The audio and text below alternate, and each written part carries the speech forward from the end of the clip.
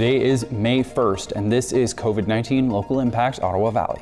I'm Trevor Riley. Here is the look at the COVID-19 situation. At the latest update, we have no new confirmed cases, which sits at 16, 1 death, and 12 resolved cases. Total tests done in the county now sit at 1,667, and negative tests are now at 1,547. We are currently awaiting the results of 104 tests.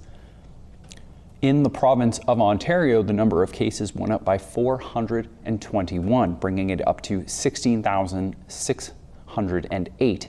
That is a 2.6% increase from the last report.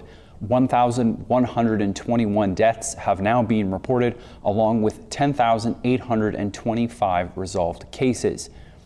Total testing in the province of Ontario increased by over 16,000 tests yesterday, and now sits at 294,000. Those are the current numbers of the 10:30 a.m. update on May 1st. Earlier this week, host of Your TV's In Conversation With, Jamie Bramberger, was joined by Sheldon Keefe, head coach of the Toronto Maple Leafs, from his home in Toronto to talk about making the move to the NHL and also the impact COVID-19 has had, not only on the NHL, but junior hockey players as well.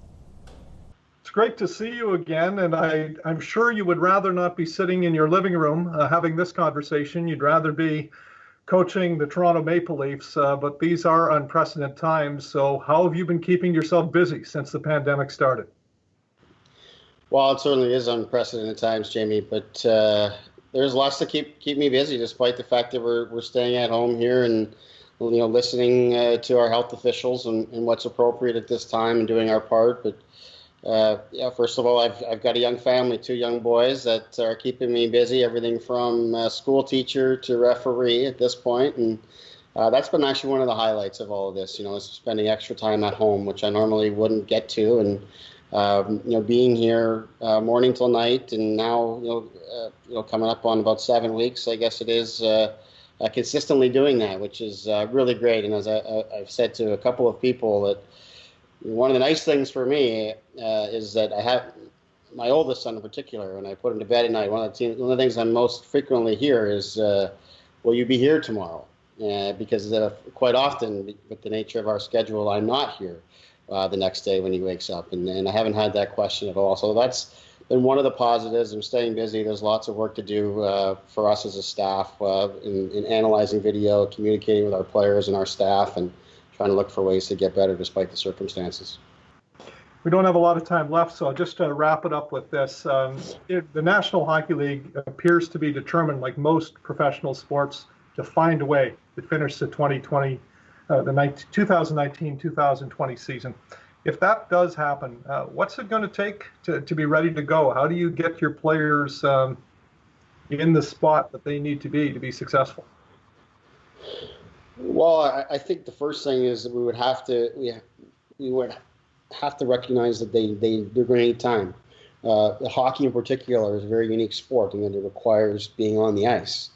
So the guys are training and doing their thing off the ice, and our strength and conditioning staff and medical staff has done a terrific job in implementing very specific programs for each player, depending on what they have available to them for both space and equipment at their homes where they're spending their time during this pandemic. And but the reality is they're going to have to get on the ice and get back conditioned, and skating is a whole different ball game in terms of the muscles and the strains that it puts on the body, and then you add in the contact is a whole other thing. So it's going to take time, but in the conversations that I've been privy to, and just reading in the different media reports and the communications that we have within our organization, is that they've been mindful of that. The players have been very upfront about the fact that they're going to need time, and the NHL has acknowledged that. So no matter what the plan is, and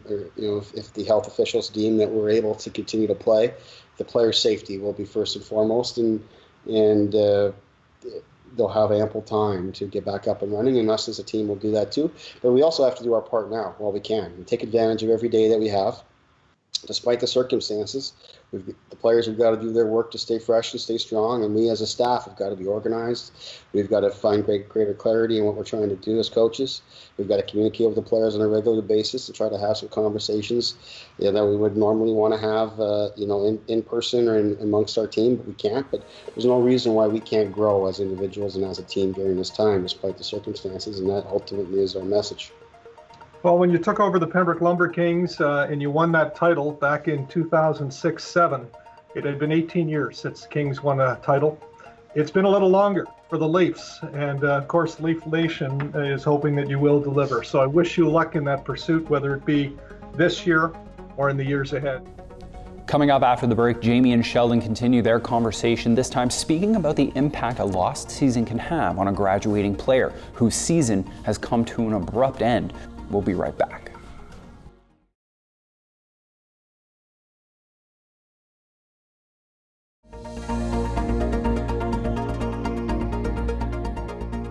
Welcome back. We continue the conversation with Sheldon Keefe, this time aiming it towards the early days of the COVID-19 outbreak, as it was uncertain if the cancellation of sports would happen. Then it did. All junior hockey shut down without playoffs, finished for the year. And in some cases, graduating players not getting that final game to take home with them. You know how special junior hockey is for players. You won an Ontario Hockey League championship with the Barrie Colts. You played in a Memorial Cup. You won as a coach at the junior A level. You won a national championship at the junior A level. And then there's this year, particularly for graduating players. All of the junior A leagues and the major junior A leagues have been shut down. You have to feel for those players. What's your reaction to that, having been a junior player and remembering you have a shelf life? At 20, you can't play junior anymore. Yeah, that's exactly it, Jamie.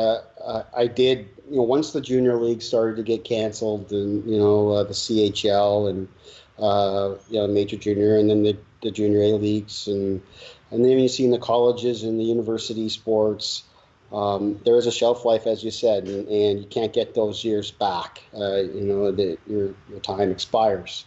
And especially at that age, they're young people, and those years are so important to them, and they give so much to that time. They create such bonds with their friends and their teammates and their communities.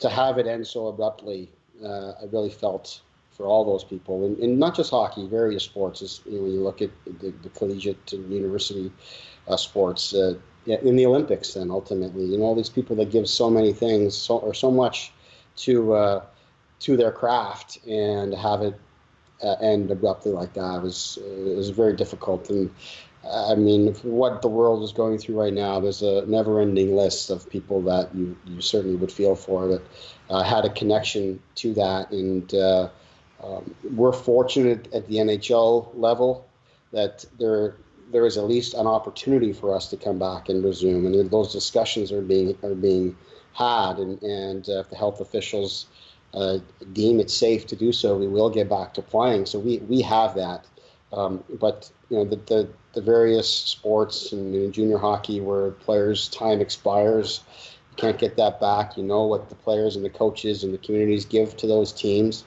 that wanted a chance to compete in the playoffs and finish with their teammates and have the experience of having their final day, their final game. I can remember on all those playoff runs, that we had with the Lumber Kings, you would always talk about those moments, and try to rally the group. Anytime you were facing elimination, or in our case, when you're playing on the final day of the national championship, it's your final day, and you get to experience that with your teammates and your families and your friends and all of that. And those players didn't get that moment this year, and you certainly feel that and add that to the list of difficult things that people are going through right now.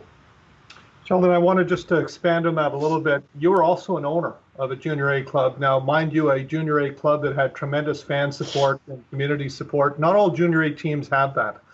This has to be very, very difficult for junior A owners as well.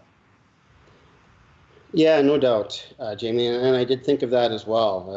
I caught the conversation that you had with Kevin Abrams, and he shed some light on that. and the impact of that, and we're feeling even at the NHL level, the impact, the financial impact that not playing games and not having fans and those types of things would have.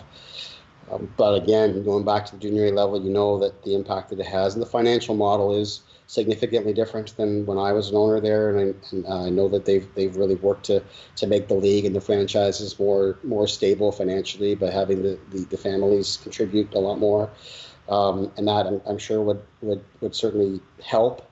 However, the playoffs are a very significant opportunity for owners to be able to continue with the health of their franchise, and in some cases make a living at it. And certainly in my situation, we had to do very well in the playoffs for myself and my family to make it viable. So I feel for that as well along the same time, and I really hope that teams will be able to survive and recover from these situations. And I know that the league in particular is in very good hands with Kevin Abrams and the work that he's done with the league to make it more financially stable. Just as an outsider, the people that I've talked to is pretty remarkable for where that league has come from. It really is the model of success for junior hockey in the country, I believe. And if anyone can find a way to make it recover, it will be him. But no doubt, it will be the losses will be felt.